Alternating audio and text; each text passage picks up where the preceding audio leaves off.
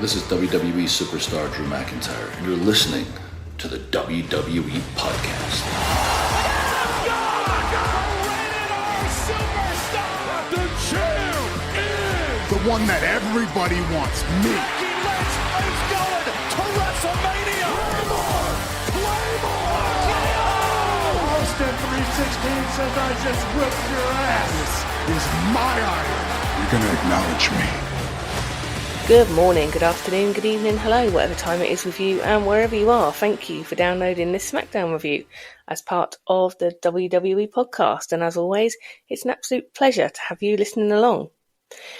Well, we did it, guys. The longest, most skint, miserable month is over and February is finally here. Hurrah! Let's talk Royal Rumble predictions before we get started today. So here are my picks. So first up, let's talk about the tag title match, which is DIY versus Motor City Machine Guns, 2 out of 3 falls. I've heard a lot about there being a fall each early doors and then reverting to basically a normal match, but I don't think so.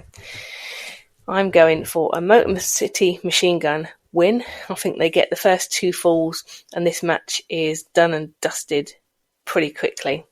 And I'll tell you why I think that. So if you consider that in the Triple H era, most PLEs have been 3.5 hours. If we say that each of the Rumble matches is probably knocking on, I don't know, maybe 40 minutes or something like that. And then we've got the Cody KO match, which is going to go on as well. I actually think this tag title match might be reasonably short and sweet. So yeah, that's my pick. Motor City Machine Guns get 2 falls pretty quick and take the titles. So then that brings us to the Women's Rumble. This is hard. There's been so little tangible build up to the Women's Rumble. I'm half inclined to go for Charlotte as they have well pushed her return, but that seems a little bit easy. There's a lot of talk elsewhere on other podcasts, forums, etc. about the remaining horsewoman, in effect, having matches at Mania and where they're passing the torch type moments. So I've heard that it's meant to be Charlotte versus Tiffany, Becky versus Lyra, and Bayley versus Roxanne, and I really love that idea. So with that in mind, I'm going left field, and I can almost guarantee that this is wrong, but I'm going for the winner of the Rumble being a returning Alexa Bliss. Yeah, you heard me, Alexa Bliss. Men's Rumble, hard because the other way, because there's been so much build and there's so many huge names. And you're right, yes, I'm never happy. Too much, not enough. My pick is Punk. I want him to win to get his Mania main event. So that's a heart over head. I think we're going to get a Randy return in the Rumble, and I think that probably plays into the main event, which will be the Cody versus KO ladder match. I think this is going to be a win for Cody, but only just. Does feel a little bit like the shine is starting to come off Cody, so I think we maybe get a title switch at Mania. I think Randy does figure in this match if he doesn't come into the Rumble, or even if he does come into the Rumble, to be honest, getting some kind of revenge on KO. So let's see how they work out. Rumble is my favourite PLE after Mania, which I said to my other half this week, to be met only with very, very loud eye rolls. But there you go. Anyway, so let's get to it and review the Going Home Smackdown for the Rumble, which aired 31st of January from Indianapolis. And as now is the norm, we start off by seeing tonight's wrestlers arriving. So we get Naomi and Bianca, we get Liv and Raquel. As Liv and Naomi have a match tonight, and Chelsea with Piper, who will also face Michin for the title tonight.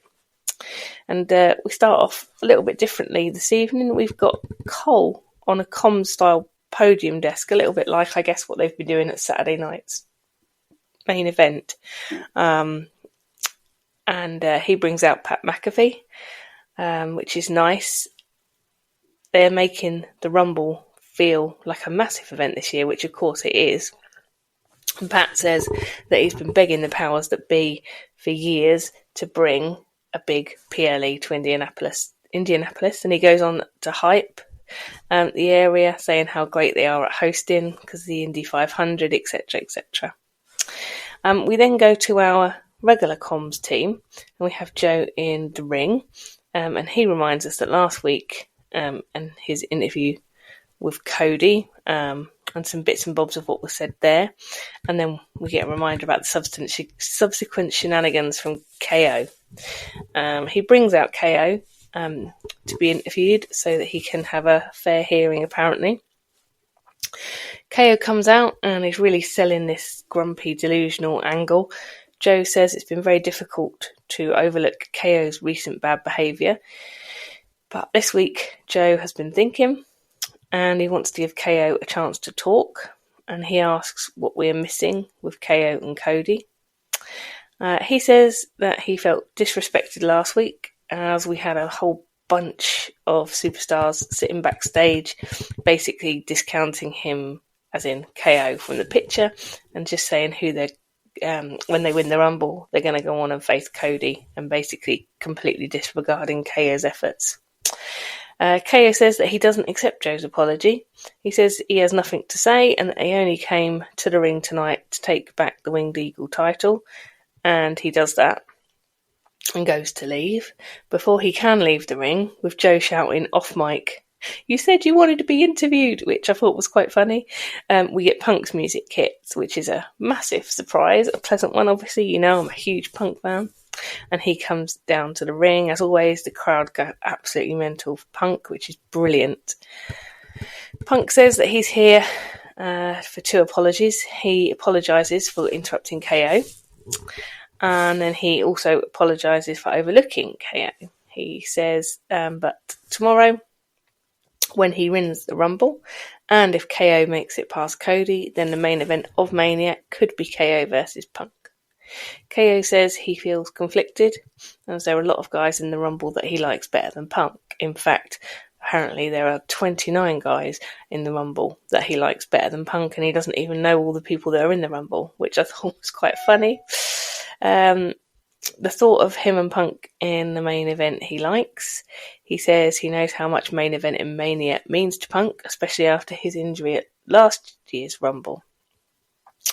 He says that the idea of Punk never getting to accomplish his goal of main event in Mania makes him get a warm, fuzzy feeling inside. He says that he is a multi-time Mania main eventer, and he hopes Punk gets old and lonely having never main evented Mania. He goes to leave, but Punk stops him. He says there's something else that he never did, and that's lose 5 matches at the Rumble. He says also he never lost to Logan Paul, which is great. He said he's also never tried to manipulate his best friend to help him win. Punk does it on his own, and KO never can. He wants KO to step back into the ring and get his ass kicked, and KO looks for a nanosecond like he's gonna, but then he bottles it, takes his nicked title, and leaves the ring. I thought this was a really good opening segment, something different, again, slightly different angles and slightly different comms positions and etc. Always great to see Punk. I don't think anyone can hold a candle to him on the mic, honestly. And we continue to build the what if KO wins at Rumble angle. I don't think he will, but there's always a chance. I have an issue. Of course I have an issue. Why were the titles hanging so low down? They're meant to be above the ring. Why did no one stop KO taking that title back? I know it's a small thing, but I'm starting to get really frustrated with it. I don't get it. This isn't his. Allegedly, Triple H gave Cody that to, give it a special occasion, to have an airing out, and KO's nicked it. And since KO has nicked it, WWE have had multiple chances to one way or another get it back off him and just nip this nonsense in the bud. I can't help it, guys. I really, really can't help it. It's driving me nuts. That said, they've done a great job with this. I'm ready for the blow-off at Rumble, and I think it'll be a great match. And even if Randy will be involved for his revenge, I guess then that's KO's Mania feud with Randy, and KO descending more into all these conspiracy theories and Randy screwed him out of the title and blah blah blah. So I think that's a good solid shout. But that said, you never know. Like I said, I do feel like the shine is a little bit coming off Cody, so actually maybe they will make the switch, but let's see. So we then go backstage and we get Miz with Nick Aldis, or Oblivion the Gladiator as we know him. Miz is kicking off about the people who have been moved and who have refused to be his ally, specifically Andrade, who he's chopsing off about and saying next time he sees him he'll punch him in the face. And surprise, surprise, who's behind him? Andrade. And basically Nick makes the match, so we have Miz versus Andrade a bit later on. Up next, we have Jimmy Uso and Carmelo, and Jimmy cuts a promo en route to the ring. And interestingly, I don't know if you noticed this, guys, I'm sure you did, we've got Shinsuke standing quite far back, but definitely in the background, just kind of looking menacing. We get a reminder of last week where Mello attacked Jimmy from behind before his match with KO. Mello comes out to the ring with a mic and says that he won't miss tonight. Mello starts off the match strong. He goes for a headbutt but comes off worse. Joe says he learned something, and that's never headbutt a Samoan. I haven't heard that before, but I guess they're insinuating that they have hard heads. Momentum now is with Jimmy as he goes up to fly and is met by Mello with a clothesline, which takes Jimmy down into the ring. And he follows up with a hip attack in the corner, leading to a close count after a DDT to Jimmy. Mello is busy chopsing off, as always, this time to the NBA guy ringside, which Jimmy takes advantage of, hitting him from the apron and setting up the pop-up Samoan drop and getting a 2 count of his own. Both guys off the top, and Jimmy pulls off some kind of neck breaker, which looked great. We've got Jimmy in charge, but from nowhere, Mello pulls out the first 48 and gets a close cover. Jimmy then hits a huge super kick, and Mello hits a massive splash that covers about 3/4 of the ring. It was pretty impressive, and goes for his normal sort of braggy cover, which I really hate. Jimmy kicks and we go on. Jimmy off the dirty cover from Mello, who was holding the ropes, and gets a quick count for the win. Post-match, Mello is looking pretty furious, and that turned out to be quite short and sweet. And another loss for Mello. And a decent match. Jimmy is building some nice momentum as a singles competitor, which is great. And I wonder if, because we've seen Shinsuke lingering around in the background, perhaps he's a possible thought for an opponent for Shinsuke. Not sure what's next for Mello. They need to do something. It's getting a bit old, the braggy, loosey thing, unless that's the point. Maybe that is actually the plan. Maybe he's just going to be a loser. Anyway, a nice, strong start to the show. Some interesting new matches. Next up, we go to Byron backstage. He has Chelsea with him, and Chelsea says that last week Michin tried to break the face of the United States, and this week she will return the favour and then go to Rumble and Main Event Mania. They continue to push Piper Niven is Chelsea's security guard angle. They seem to be getting deeper and deeper into this every week. They've now got her with like an earpiece, and they're really going for it. Michin comes out for her match with Chelsea, and she's obviously with BFAB, and they've brought a kendo stick with them. Wade tells us that although there have been many controversial ends, which I think is a code for cheating, ends to Michin's title shot, this may well be her last opportunity. Michin starts off strong, as once again Chelsea is dressed in the Stars and Stripes ring outfit, and so far in the match is all Michin, and then she gets tipped off of the top of the ropes, and Chelsea starts to fight back, going for a quick cover, which Michin manages to fight out of. The crowd are pretty quiet throughout this match, actually. Chelsea with a nasty looking face first move into the turnbuckle on Michin, and Michin manages to block Chelsea and hits a snap suplex, now taken back over with some kicks and hitting the long back attack, forcing Chelsea to kick out of the cover. We then get a trade-off of moves and covers a couple of times, and Meechin hits Eat the Feet, but before she can cover, Piper pulls Chelsea from the ring, and we get a Benny Hill type chase situation going round and round, finishing with Chelsea grabbing Meechin's kendo stick and hitting Meechin with it, forcing the DQ finish, and of course retaining. So a bit disappointing in the end, but I guess we are set up well here for one more match, and maybe that match has some kind of stipulation banning people from interfering.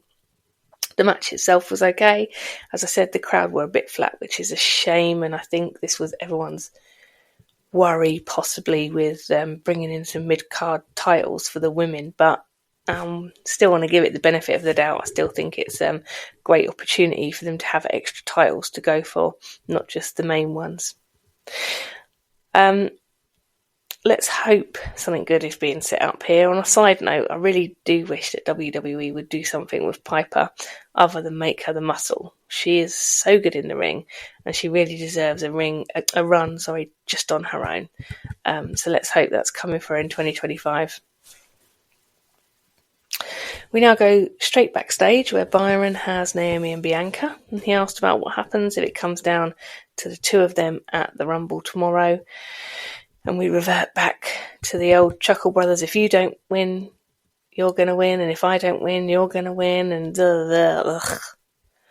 just crap. I do wonder if Jade returns at the Rumble, are we going to start to get the unravelling of the story and Naomi revealed as Jade's attacker? Really, really hope so. And I hope that we don't just get Jade come back and the three of them being like Charlie's Angels, like the best friends, and it ends up being someone random who attacked Jade. It's got to be Naomi. They've got to turn her heel. I think we deserve to see a heel Naomi.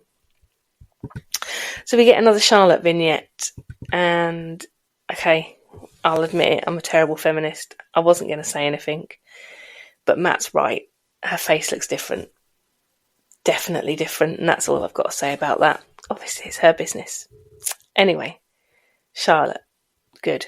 Then, in contrast, we go to ringside and we get Stephanie McMahon, and they push her new TV series, which I hope we can get somewhere over here. I've always been a huge fan of Stephanie, and she looks like just totally normal in mum mode, presumably with one of her kids with her. Now, back to the action, and we have our new and awesome signing, which I'm really excited about. Damian Priest makes his way out to the ring. He says 4 years ago he started on Raw. Back then, he wanted to be known. He says he's gone from betrayer to betrayed, follower to leader, and a no one to world champ. And he says that's all in the past. He's here now, and the goal is championships, and that starts tomorrow when he wins the Rumble.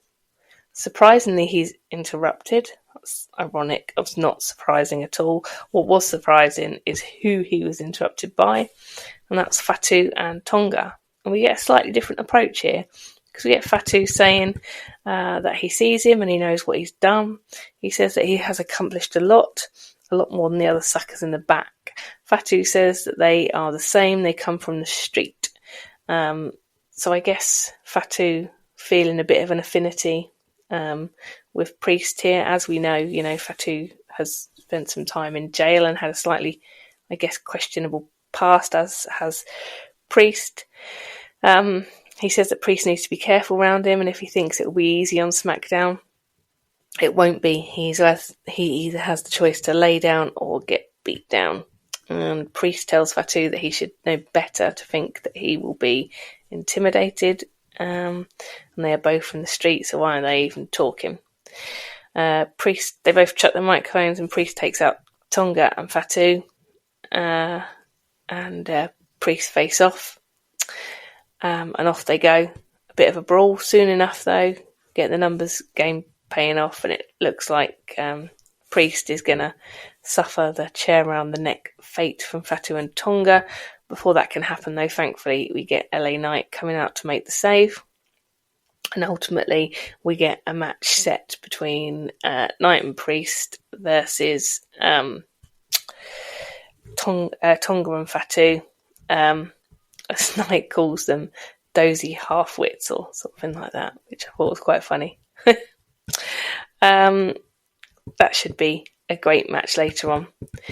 We now go backstage with Legado del Fantasma and Motor City Machine Guns approach and say tonight is a big match. They say they don't like Los Garzas and Los Garzas don't like them, but Motor City Machine Guns want to have Los Garzas back. Now, I don't really know why. No, it's an 8-man tag and we've got these weird, uncomfortable alliances that WWE likes to push.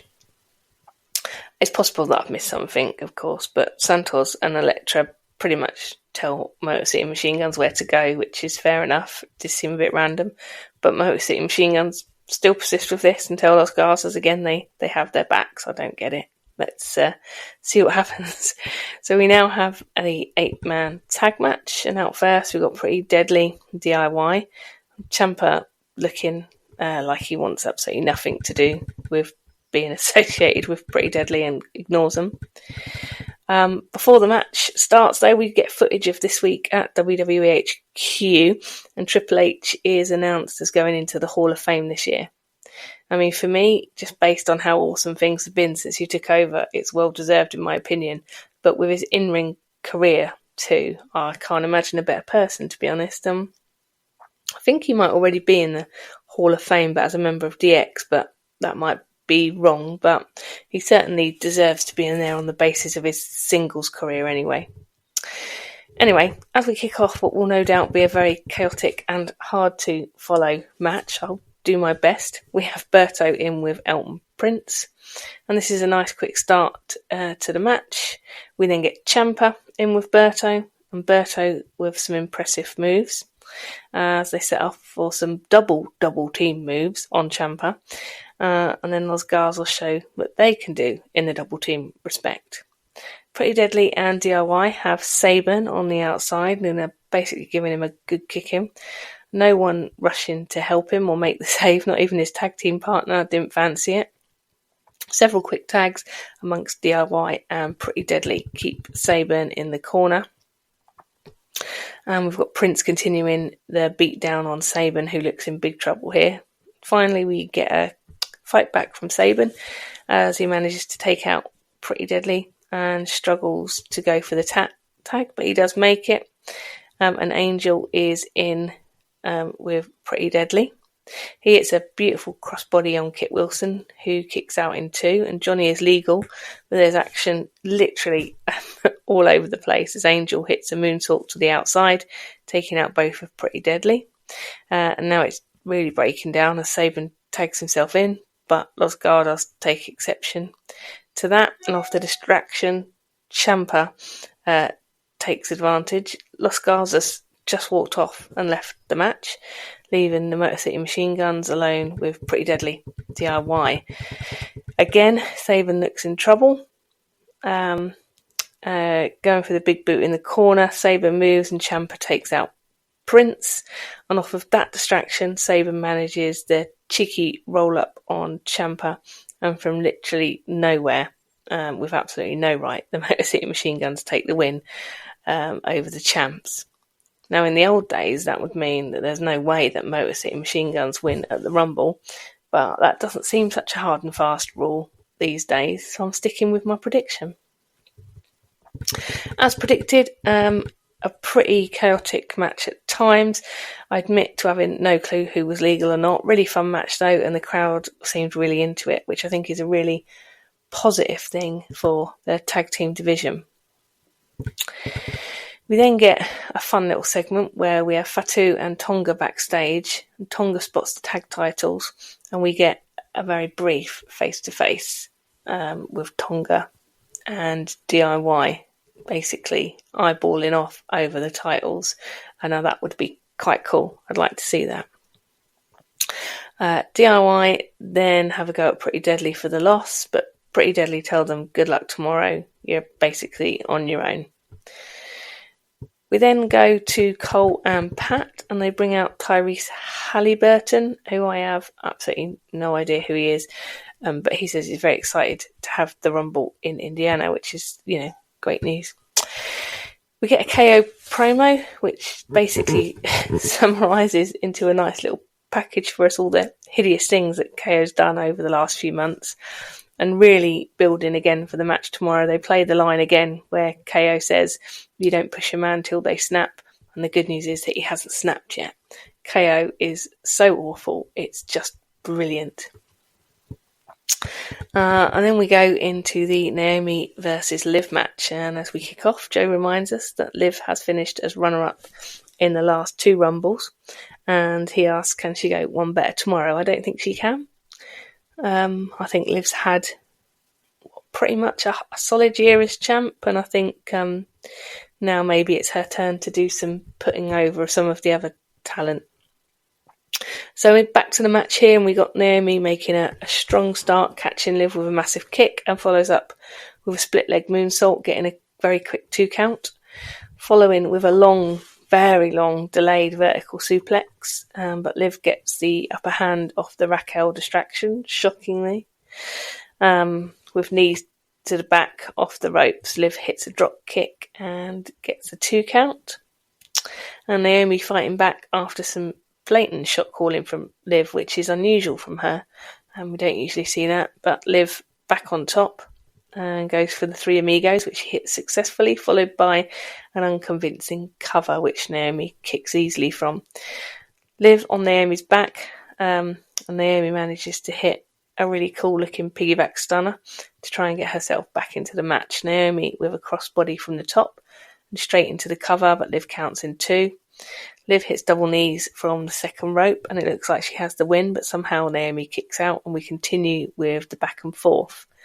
We get a rear view from Naomi, and as she goes to the top rope, Raquel interferes, allowing Liv to try a sneaky roll-up, but that is countered by Naomi, who manages to turn it into a roll-up of her own, getting the reversal and nicking the win.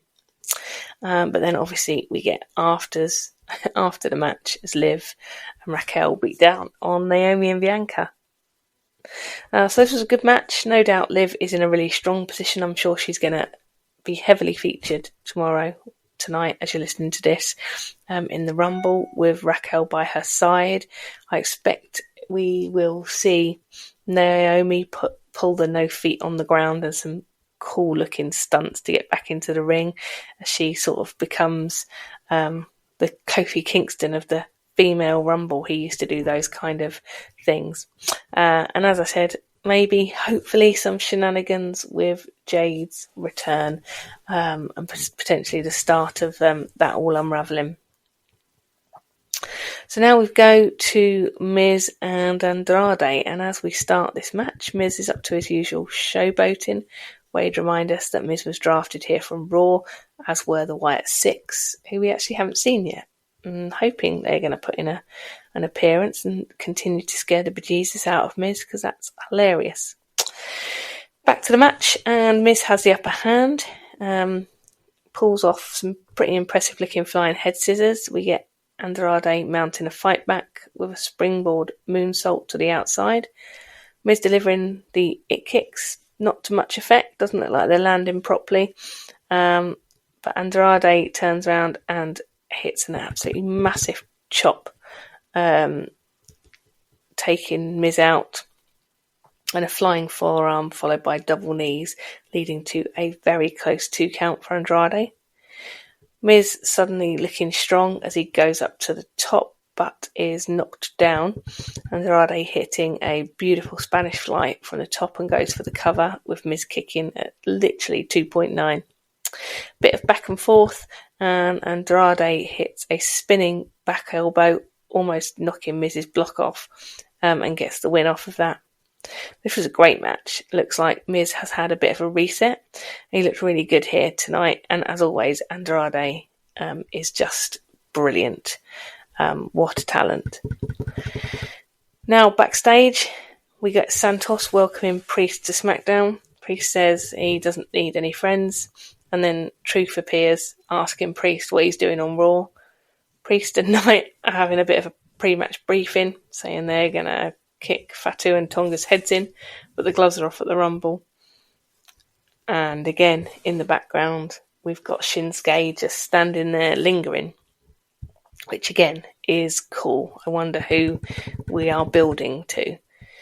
We then get Tiffany backstage, who's approached by Zelina, another new transfer onto SmackDown. She says that she has her eyes on the title and the journey starts at the Rumble tomorrow. We now get Pat and Cole in the ring, and they bring out Tiffany Stratton. Cole says he's curious to know how her life has changed since she won the title. Tiffy says that she's always been a winner and a champion. The only difference is that now everyone else knows it too. She says it doesn't matter who wins the Rumble because it's always Tiffy time. And she's then interrupted by Candice, who calls her pathetic and says she betrayed Nia and she betrayed her. Candice says it's because Tiffany is jealous that Nia prefers her as a tag partner over Tiffy. She says enjoy what Tiffy time you have left, and as Candice gets backed into the corner by Tiffy, she manages to dodge a sneak attack by Nia, resulting in Nia completely squishing Candice, but Nia carries on, beating down Tiffy, and that all ends up in an Annihilator. Now I know you know I don't have any time for Nia, but come on, I really want to see someone else in the title picture. I hope we don't get a Nia Rumble win. I'm terrified that we might.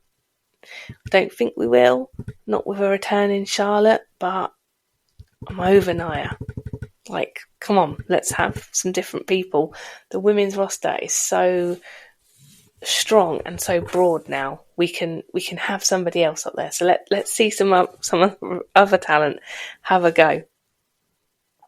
So now we're on to our main event, Tonga and Fatu versus Priest and Knight. And we start off basically with just carnage. Everyone's in the ring. Finally, we get some order. We've got Tonga and Priest in the ring. And Priest taking early charge. He gets a tag to Knight, who starts quickly getting his ass handed to him actually by Tonga, who gets a tag to Fatu. Knight fighting back with kicks to Fatu, but this guy is like a machine. He no-sells. And he's up in a flash, back fighting. Fatu tags in Tonga, and Priest looking like he's in really big trouble. Fatu is tagged back in, and Priest trying to come back, but then gets a tag to Knight, who starts laying into Fatu. Knight does manage to dispatch Tonga from the apron and is up top, hits a leaping elbow on Fatu. Again though, Tonga interferes from the outside, giving Fatu a chance to get back into the match. Get a tag made to Tonga, who honestly guys is just as nuts as Fatu, it seems.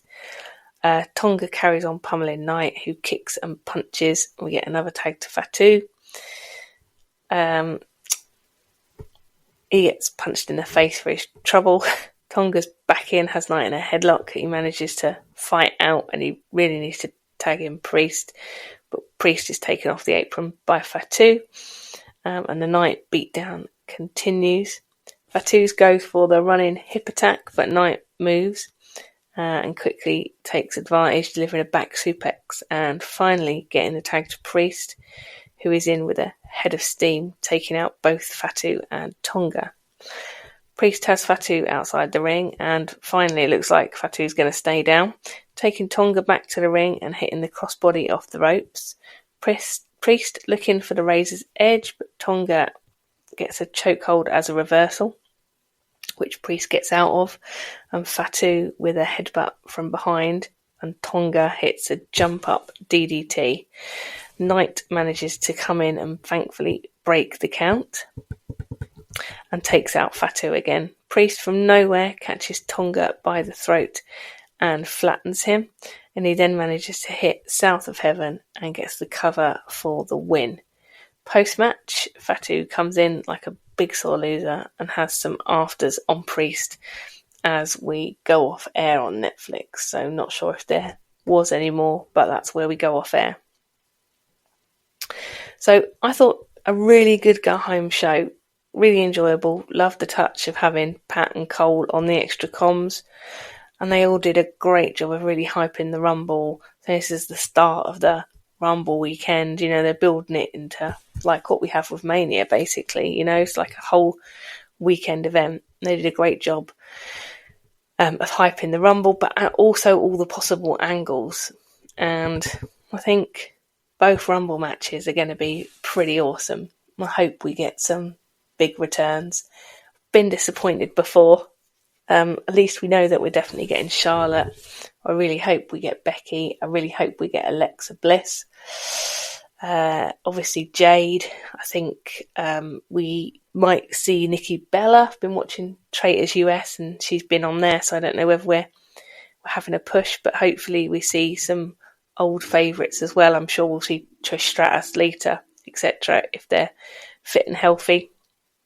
And then equally with the men's Rumble, obviously we've got Cena, who haven't even talked about. We've got the Cena comeback, but because he's already being pushed for Elimination Chamber, I think maybe it's more likely that he doesn't win the Rumble, but his route to Mania is via Elimination Chamber.